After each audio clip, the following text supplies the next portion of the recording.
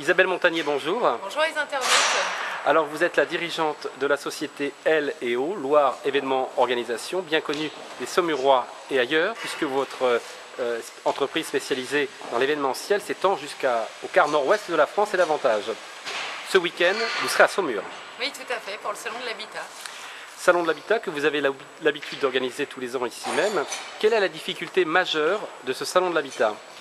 La difficulté majeure, c'est les difficultés techniques qu'on peut rencontrer sur un site où on a besoin de monter un plancher puisqu'on est dans un manège, on n'est pas dans un bâtiment traditionnel type parc expo, centre de congrès ou salle polyvalente.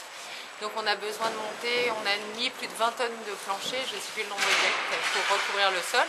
Ensuite nous devons monter des chapiteaux, moqueter l'ensemble et puis surtout amener tous les fluides, donc l'électricité, la sonorisation, l'eau, faire des ouvertures de comptage auprès de l'EDF et tout mettre en œuvre pour que techniquement le salon puisse proposer au public du son, de la lumière. Est-ce que c'est une procédure habituelle lorsque vous allez quelque part dans n'importe quelle autre ville de France? Une installation est-elle aussi conséquente?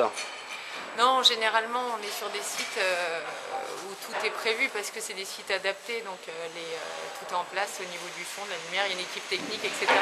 Là, la seule différence, c'est qu'il faut qu'on monte nous-mêmes toutes ces installations et de façon temporaire. Donc derrière, on a les rencontres de l'emploi, donc ça permet d'amortir les infrastructures techniques. Mais sinon, oui, c'est un peu lourd techniquement. Est-ce que financièrement, le coût s'en suit?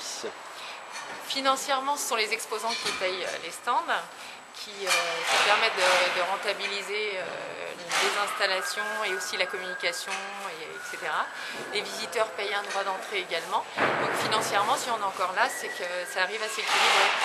Vous rêvez d'un site où il n'y ait que la clé à tourner dans la serrure? Oui, comme tous les Saumurois, mais un jour Saumur aura son site, aura son parc ou sa belle salle. C'est ce que vous souhaitez? Oui, tout à fait. On va laisser les techniciens travailler. Isabelle Montagnier, merci à vous et bon week-end ici au Salon de l'Habitat. À bientôt, merci.